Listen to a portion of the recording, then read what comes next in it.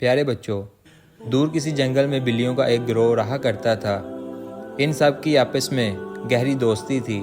तमाम बिल्लियां मिलजुल कर खेला करती और खाने पीने भी इकट्ठी ही निकला करती। सर्दियों के मौसम का आगाज़ हो गया था और बाहर ठंड की शिद्दत बढ़ने लगी थी। ऐसे में बिल्लियों को घर से निकलना मुहाल लगने लगा, लेकिन इन्हें पेट भरने की खातिर जाना पड़ता था। बिल्लियों में एक बिल्ली जिसका नाम मन्नू था, कदरे सुस्त थी।